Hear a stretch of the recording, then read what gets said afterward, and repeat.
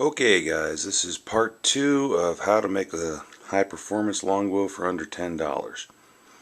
When I left you last time, I was going to be using a rasp to cut the bow out in its basic form, and here we are. Hope you can kind of see that, but let's go over the dimensions again as from before. We got our 5-inch handle,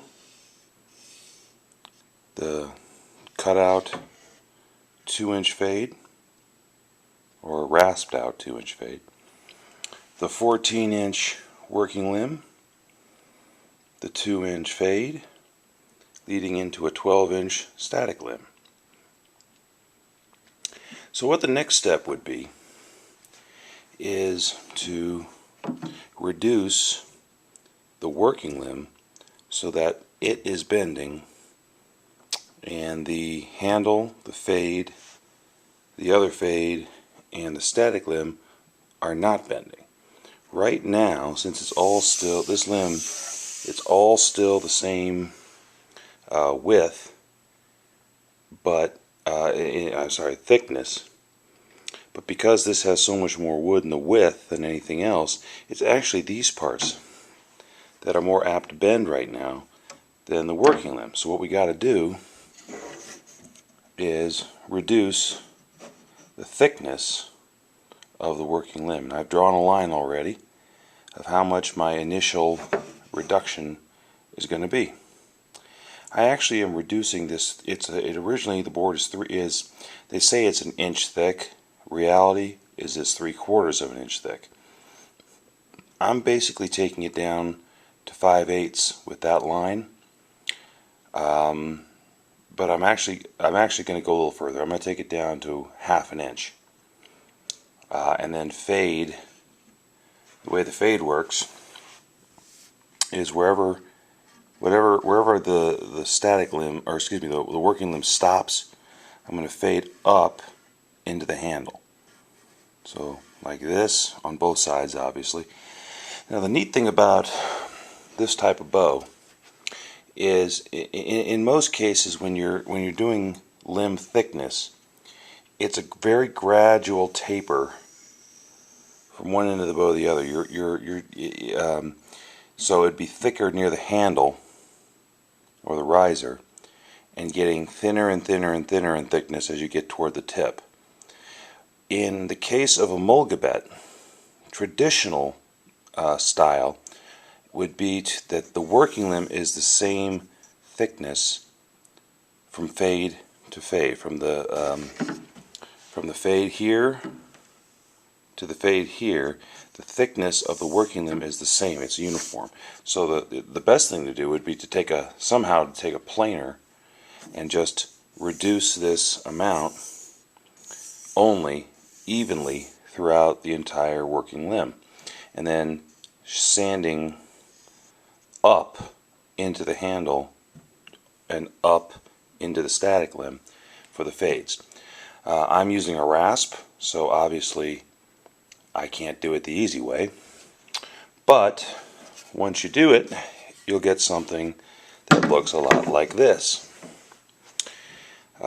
Numbers are upside down now, but you can see the 5-inch handle goes to a 2-inch fade. Now what you'll see here is I still got a little more work to do on the fade. The fade should be a gradual rise from here to here.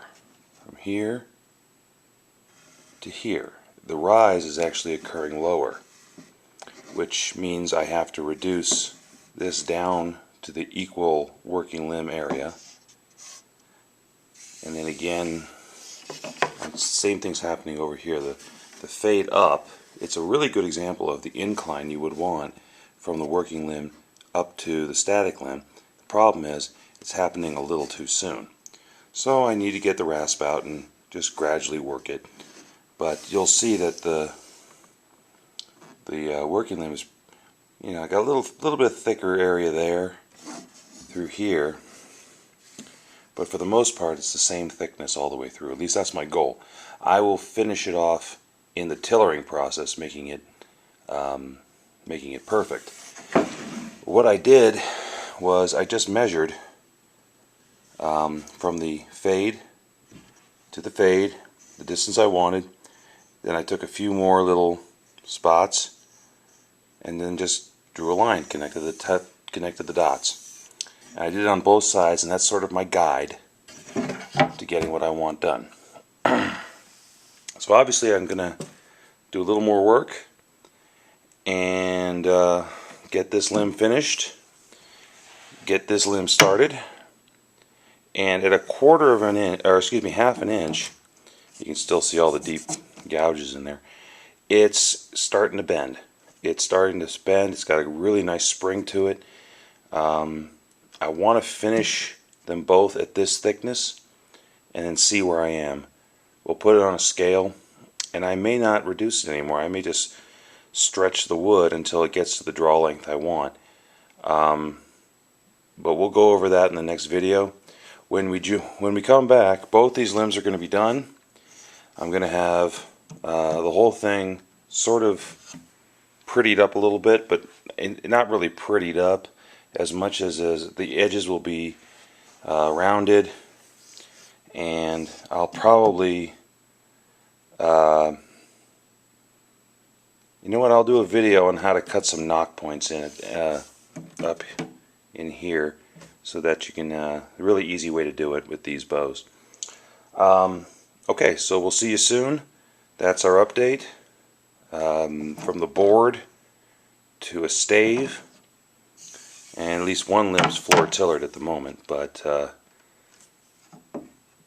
if you guys have any questions of how I got to this point, leave a comment and I'll be happy to shoot you either a response or I'll shoot you a message answering your questions. Take care, y'all.